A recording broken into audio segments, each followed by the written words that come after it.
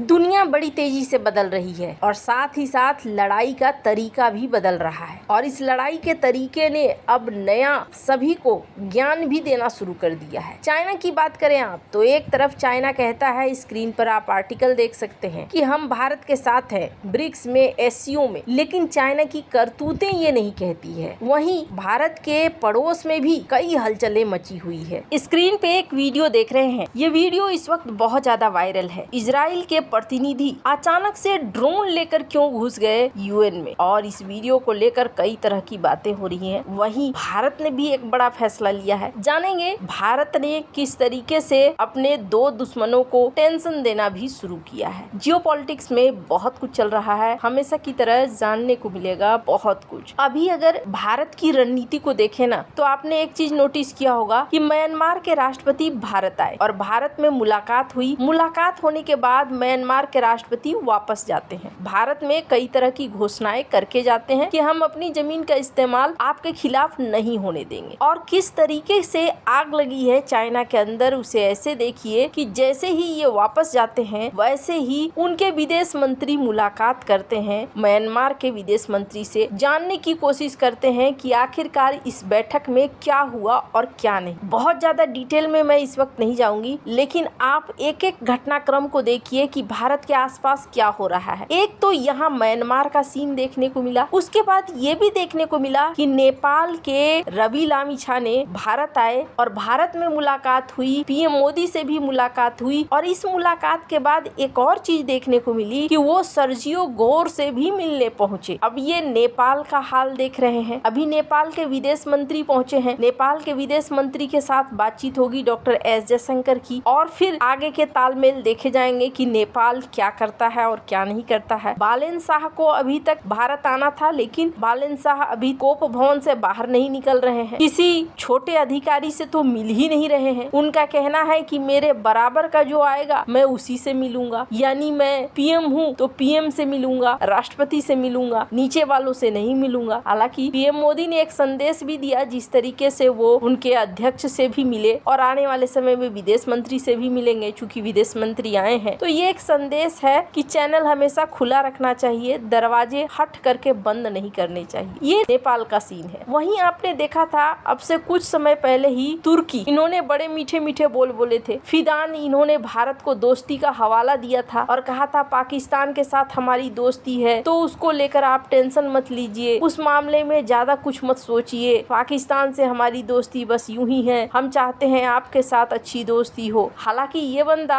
अभी आप देखेंगे ये बांग्लादेश पहुंचे हैं। तुर्की और बांग्लादेश में पहले कोई खासा संबंध नहीं थे, लेकिन बांग्लादेश में हुए बदलाव के बाद तुर्की यहाँ इंटरेस्ट लेना शुरू कर रहा है। और सबसे बड़ी बात, इस बार यूएन में अध्यक्षता भी मिली है बांग्लादेश के विदेश मंत्री को। ये वो हैं जो यूनुस के भी चहेते रहे हैं, अभी तारिक रहमान के भी चहेते रहे हैं और अमेरिका के भी चहेते रहे हैं। बांग्लादेश और भारत के बीच में इस वक्त टेंशन चल रहा है और वो टेंशन है बॉर्डर का, जहाँ पर जो बांग्लादेशी लोग हैं उनको निकालने की बात कही जा रही है। वहीं बांग्लादेश कह रहा है कि आप इस तरीके से पुश इन नहीं कर सकते हैं। तो यहाँ एक टेंशन व्याप्त है। ये भारत का तीसरा आपको पड़ोसी दिख गया। वहीं इजराइल ने भारत को चेताया भी है। स्क्रीन पर एक आर्टिकल देखिए, इजराइल ने चेताया है कि आपके खिलाफ हाइब्रिड वॉर हो सकता है, इसलिए आप थोड़ा चौकस रहिए। भारत के खिलाफ भारत के पड़ोसी, और पड़ोसी में कौन, पाकिस्तान ऐसी हरकत कर सकता है, इसलिए आपको चौकस रहने की जरूरत है। अब ऐसे हालात हैं भारत के आसपास और इस हालात के बीच में भारत को तैयारी करनी है। कहते हैं जब आप तरक्की करने लगते हो तो बहुत सारे लोग आपके पीछे पड़ जाते हैं, और ऐसा ही भारत के साथ हो रहा है। इस वक्त चाइना भी पीछे पड़ा हुआ है, अमेरिका भी कुछ हद तक सपोर्ट में है तो कुछ हद तक पीछे भी पड़ा हुआ है। वहीं दूसरी तरफ तुर्की जैसे देश भी हैं जो लग गए हैं अपने काम पे। तो भारत को एक साथ कई चीजों को देखना पड़ रहा है। अब हो गया है सुरक्षा, जो बहुत बड़ा मुद्दा बन चुका है और सबसे ज्यादा मजबूत करने की जरूरत सुरक्षा को ही है। और इसको लेकर देखा जा रहा है भारत कई बड़े एक्शन ले रहा है। पर उस एक्शन से पहले मैं चाहती हूँ कि आप इस वीडियो को देखिए जो इजराइल के प्रतिनिधि यूएन में हैं, उन्होंने दिखलाया है। ये बहुत ज्यादा खास है। यहाँ पर This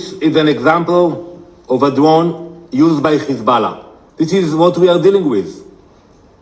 Now Hezbollah are using different kinds of drones. Few of them with fiber optic. These drones weigh less than 2 kilograms. It flies low. It is very difficult to detect.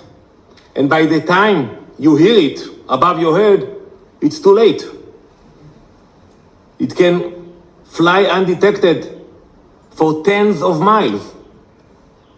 And all of a sudden you इन्होंने दिखाया कि किस तरीके से Lebanon छोटे छोटे drone का इस्तेमाल कर रहा है और ड्रोन से लगातार तबाही मचा रहा है और इस वजह से हमें इसका जवाब भी देना है। ये छोटे से हैं, घातक हैं। हालांकि कई वीडियो सोशल मीडिया में सर्कुलेट हो रहे हैं जिसमें लेबनान के ये छोटे ड्रोन का घातक रूप भी देखने को मिल रहा है। वैसे तो दोनों के बीच में संघर्ष विराम है, लेकिन संघर्ष विराम के बावजूद हिजबुल्लाह ने रॉकेट और ड्रोन हमले जारी रखे हैं, जिसका जवाब इजराइल भी दे रहा है। हिजबुल्लाह ने तो एक खास यूनिट बना ली है जिसे यूनिट 127 कहते हैं, जो हाल के सालों में बहुत विकसित हुआ है और खास करके ईरानी टेक्नोलॉजी पर आधारित यूएवी ये बनाते हैं। इजराइल के खिलाफ सर्विलांस और हमला दोनों मिशन का ये काम करते हैं। इजराइल की चिंता ये है कि ड्रोन बहुत कम ऊंचाई पर उड़ सकते हैं, इन्हें रडार से पकड़ना कठिन होता है, इनकी लागत भी मिसाइलों से कम होती है। ये सैन्य वाहनों, रडारों या कमांड पोस्ट पर सटीक हमला करते हैं। तो यहाँ इजराइल ने दुनिया को ये दिखलाया कि देखो लेबनान क्या कर रहा है और इस वजह से हमें जवाब भी देना पड़ रहा है। और अब देखने को मिल रहा है कि दुनिया को देखकर भारत भी सीख रहा है और भारत काउंटर करने के लिए कई सारी चीजों पर काम भी कर रहा है। भारत 3 तरह की चीजों पर पैरेलल काम कर रहा है। पहला तो ड्रोन को काउंटर कैसे करना है, उसके लिए डिफेंस, और दूसरा ड्रोन से लड़ना कैसे है, और तीसरा पूरे ड्रोन झुंड का ऑपरेशन कैसे करना है। और इस चीज को लेकर भारत बहुत एग्रेसिव मोड में भी दिख रहा है। राजनाथ सिंह का एक बयान देख सकते हैं जिसमें इन्होंने कहा कि भारत के अंदर ग्लोबल ड्रोन मैन्युफैक्चरिंग हब होना चाहिए क्योंकि अनिश्चितता है। ये बात तो सही है, अगर युद्ध होता है तो बहुत सारे ड्रोन की जरूरत होगी और जब बहुत सारे ड्रोन की जरूरत होगी तो भारत के अंदर ही इसका प्रोडक्शन होना चाहिए, बाहर प्रोडक्शन नहीं होना चाहिए, किसी के ऊपर निर्भरता नहीं होनी चाहिए। इसके अलावा ये भी देखने को मिल रहा है कि भारत 5 लाख सैनिकों को ट्रेनिंग देगा ड्रोन की, ताकि ड्रोन को चलाना, ड्रोन का इस्तेमाल करना इन्हें आना चाहिए। ये एक बहुत बड़ा कदम है और लेकिन सही समय पर सही दिशा की तरफ उठाया गया कदम है। एक तरफ भारत जहां म्यांमार, यूएई वगैरह से बात कर रहा है आईमेक कॉरिडोर के लिए, तो वहीं दूसरी तरफ अपनी सुरक्षा के ऊपर भी ध्यान दे रहा है। खास करके जब पड़ोस में कई तरह के हलचल हो तो ये बहुत ज्यादा जरूरी हो जाता है। वैसे आपको क्या लगता है, भारत के ये एक्शन सही है या नहीं? कमेंट कर अपनी राय जरूर बताएं। जल्द मिलते हैं अगली वीडियो में नई खबर के साथ।